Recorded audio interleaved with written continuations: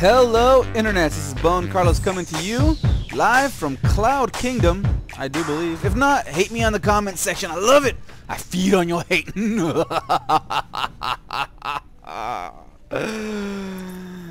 got Tossboss spawning as the red Zerg. Of course, it's going to be confusing to all of us since Toss is Protoss and he is playing Zerg. So he is confusing right off the gate. His opponent going to be Jiang,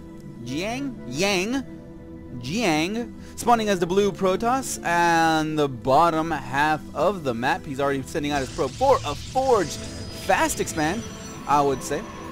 Pretty much the norm up against a PvZ kind of matchup. Like I said, the map is more than likely Cloud Kingdom, easy to secure natural expansion, wide open gate over here to that expansion, and an option for a third base right over here, but it has a nice wide ramp leading up to it, alongside with a little backdoor entrance here that could be easily blocked off with about 2, 3, or 4 unit producing structures. But that's only for P or T, not for Z. And actually, a little note: if you put down I do believe they actually fix this, but before you could put down a pylon here, have your little probe in here, and then put down a cannon here, and it just scoots on out and leaves the cannon very well protected. But last time I tried it, didn't really work out that well, so they might have fixed it, they might have not. Already, Tossboss is putting down his spawning pool, getting ready to churn out those Zerglings, since they are not zealots, which is why I am enunciating those words. But looks like Jiang's already moving his probe out to the natural expansion, just to get that timing down exactly sure, just to make sure exactly where and when and at what time his opponent decides to put up that second hatchery. But since he did go spawning pool first, it is a very interesting choice on what Jiang decides to do first, and Jiang decides to put down that Nexus first before putting down a forge, a cannon, and a gateway, or any combination of those sorts to bring hit in his walls, which might be a bit dangerous, especially if Tossboss decides to turn out a nice healthy dosage of Zerglings. They more than likely will scoot on by before that first photon cannon gets up, but Jiang is already sensing that and is already kind of finish up that wall off very, very quickly as soon as possible. And there actually might be a little bit of a gap here for the Zerglings to scoot on by. I'm not sure if that's going to be an issue in a few minutes or not, but Jiang is just going to go ahead and continue on with his build, putting on a couple of assimilators, more than likely going to put down a assimilator here and a assimilator here as well to complete that forge fast expand build. Not sure if he's going to go heavy immortal or the basic 7-8 gate push at around 9 to 10 minutes, or if he's gonna go do something crazy shenanigans like an air toss kind of thing, which is always fun to see, especially seeing a fleet of phoenixes just hanging around the map, flying around, picking things off with a void ray backup. The Overlord for Tossboss is in a very just natural position, since you know, Jiang can't spot this until he gets some vision for the higher ground, but Tossboss does have a very nice view of exactly when things are going down and see exactly when that assimilator goes down and when the mining begins on that natural expansion. So he has a nice little idea of where things are going. A little Zergling's going to go ahead and get himself a free probe kill, actually, but Jiang is already willing to sacrifice that probe to find out when that third expansion goes down. He already sees it's down, so that probe has pretty much paid for in its life with the information gathered. A single zealot going to go ahead and it looks like it's already rallied here to that little gap in that wall off. So yep, Cybernetics Core finishes up, and now the chrono boosting has commenced on that warp gate research. So this tells me it's pretty much going to happen into a pretty much a gate heavy push, and this probe actually wow, look at that. That probe actually survived. Way to go, Zergling, you little rascal. You failed in your job, your mission. Really, your whole life is now a lie, and you should just go ahead and kill yourself on this photon cannon just to complete that, just to complete everything. Really, you did nothing in your life, and you failed.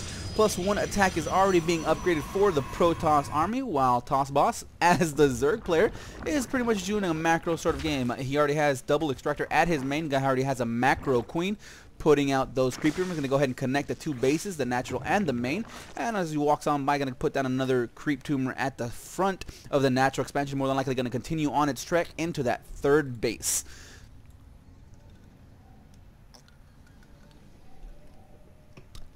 Excuse me for a second while I took a drink there. Delicious cranberry, very healthy, I might add, very healthy.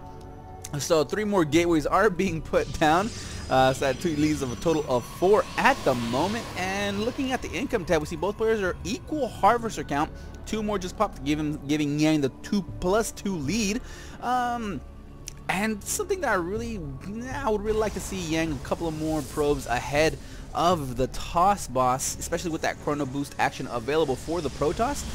Looks like a robotics facility is going down for Jiang, so very standard play. We got 4 warp gates, a single robo bay, and you could actually standard put down another robo bay if you so chose, another few warp gates if he decided to go that route. And looks like Jiang is, or actually Tossboss is done with his macro heavy play, and he's going to go ahead and start producing those Zerglings, those roaches, and more than likely since because this Overlord spotted the influx of movement of Jiang's forces, especially with this little Zergling here that more than likely got picked off as those forces were walking on by.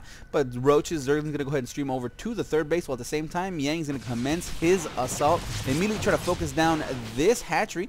They're gonna go ahead and start poking away at the queen, but those Zerglings aren't gonna get there. Jiang is trying to retreat, trying to get himself into an advantageous position with those Zealots back up, and now the Zealots are there. They're gonna chew apart those Zerglings, and now it's just Roach and Queen versus a few Stalkers and quad amounts of Zealots. It looks like a single Stalker does go down. The reinforcements of those Roaches are there on the field, but still the Zealots are doing the massive amounts of damage that needs to be done, and Jiang is finally overwhelmed by the Roach count, but he did take out quite a few Queens in the process. Looks like he did take down 2 Queens, I do believe. So pretty much a toss-up in who won that battle. If anything, looking at the resource loss tab, we see they're about even, 631 to 650. But since the fact that Jiang was able to take down a couple of Queens, I would definitely put that in the favor of Jiang. Since Tossboss lost that vomitage of larva and lost a lot of the ability to spread that creep around in the high capacity that you can, especially if you are unattacked by your opponent. But that's exactly what Jiang did. He just didn't want his opponent to feel completely safe. Attacked, just poked forward just a little bit, did some damage, and headed on home, and at the same time got an immortal trapped. So yeah, this, if any Protoss can learn something, is to not let a pylon just immediately go down by a couple of actually 4-piece of Zerglings, but also do not trap units in these weird spots. That's why I like to spread out these pylons and make sure this doesn't happen. But it still does happen from time to time, but Warp Prism is there to pick it up and set it down. So good little Warp Prism.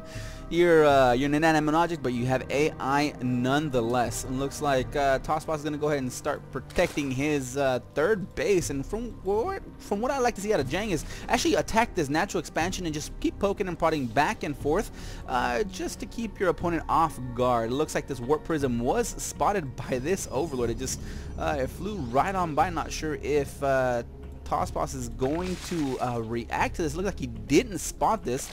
So this drop can do plenty of damage, especially if he warps in plenty of Zealots and the main base. We got 1, 2, 3 gateways with 3 more on the way. So it looks like 6 gateways are going to be there, and as Zergling spots it, runs out at just the exact time Jiang is spotted. He's forced to just go ahead and head on back and then go ahead and take a different route. It's still going to be spotted. I think it actually is in a spot where it's no perfect spot for Jiang. He doesn't see Tossboss does not see it. Warps in 1 Zealot at a time, because that is the exact maximum production that you can get out of 6 gateways is 1 Zealot at a time.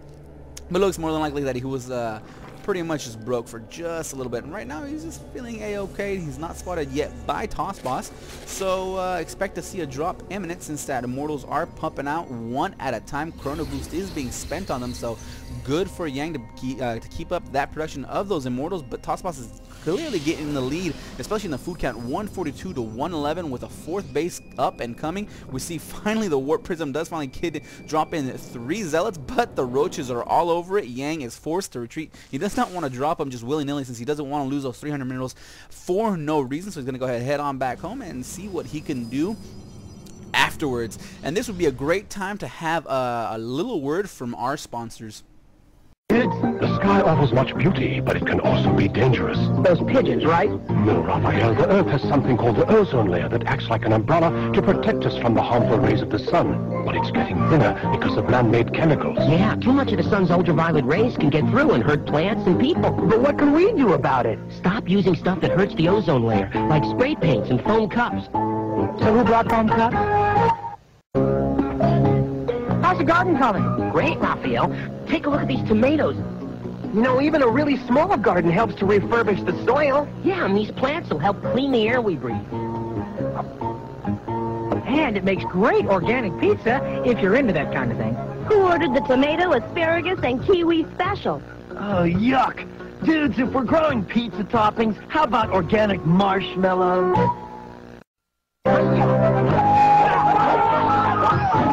That's lunch. All right, I've got pizza. What have you guys got? I got pizza. I've got pizza. Yeah, me too. Wait a minute. Don't throw that paper bag away. Yeah, by reusing your paper bags, less trees have to be cut down. And by using a lunch pail, no trees have to be cut down. Well, unless it's made of wood, dude. Oh, brother.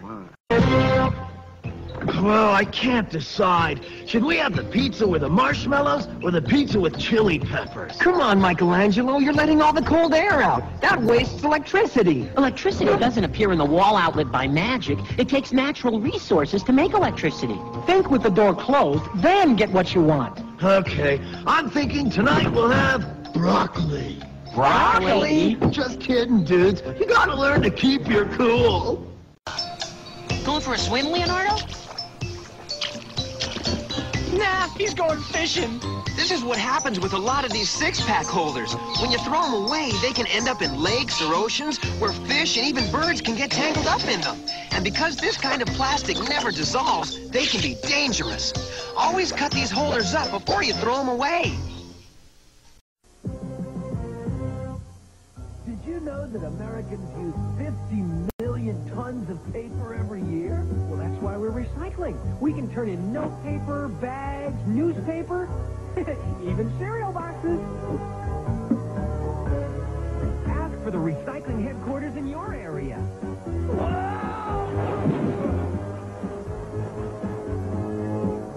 Or better yet, drop in.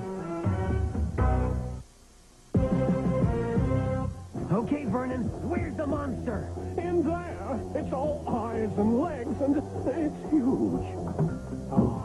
Hi, little fella. Hey, there's nothing to be afraid of, Vernon. Most spiders are not poisonous, and they help get rid of harmful insects. Even worms are cool. They make rich soil that plants really dig. And plants make the air we breathe. Well, if I can get used to turtles, I guess I can get used to bugs.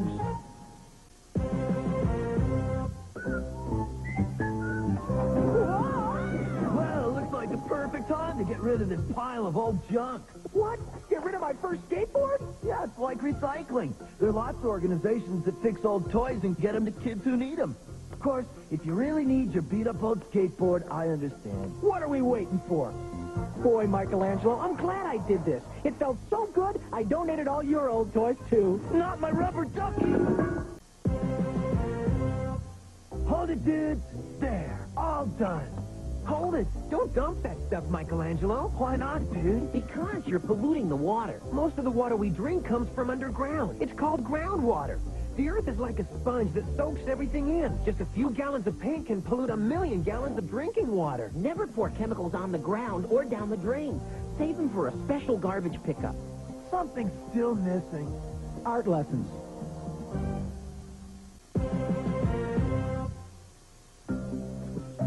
Hey, here's some tubuloso peanuts, Micro Dude. I just wish I could feed you every day. You don't have to come to the park every day to feed the birds, Michelangelo. See, you can make a bird feeder with those peanuts and some string. There, it's all done. Yep, birds must love nuts. I mean, they're all over that big green one.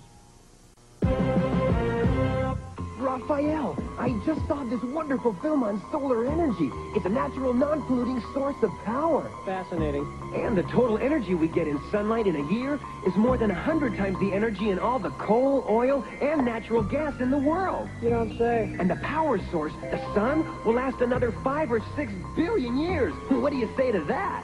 I say, you're blocking my solar energy. Oops, sorry. Welcome back, viewers of BoneCarlos. I hope you guys enjoyed the commercials. If not, blame my producer. She's a terrible, terrible person to work for. Anyways, what happened pretty much in during the commercial break, we saw the 4th base being taken down by Yang, and a nice little back and forth action here at the ramp at the 3rd expansion of Tossboss. He did manage to repel the Protoss force, while at the same time Yang managed to bring up his 3rd base of his own. Feeling forced, Tossboss decided to attack with his nice force of Broodlords, Zergling, and Roaches, but was repelled by the combined might of the High Templar, Archon, Stalker, Zealot, and a Mothership combination that barely was able to hold off the entire aggression of Tossboss. Now the Mothership is staying pretty hanging out with its 1 kill, while this Warp Prism is still continuing its harass all over the place, poking and prodding wherever it can with its Dark Templar drop. And this Warp Prism has actually been in combat, or has been on the map for quite a long time now, and it's pretty much gave Yang enough time to just get up his 4th and continue on with the fight. Now both players are pretty much close to being maxed out. Yang just needs a couple of more warpins, some money. He looks like he is effectively broke, but with the fact that Yang only has 1 and 2 really mining bases, since his natural expansion is pretty much mined out, and that's why it hasn't been retaken by that after that aggression by this Warp Prism, along with his main base. It's pretty much only 1.5 mining bases versus 1, 2, and then the 3rd is barely going up by Yang. So pretty much the income tab is around the same. I mean, the harvester count does favor Tossboss, but looking at the mineral count, or the mineral income tab, we actually see that the greater mineral patches does favor Yang. It does definitely favor Yang. So now both players are kind of just in a lull of an action, trying to recoup after those few skirmishes, that back and forth action, and losses on both sides.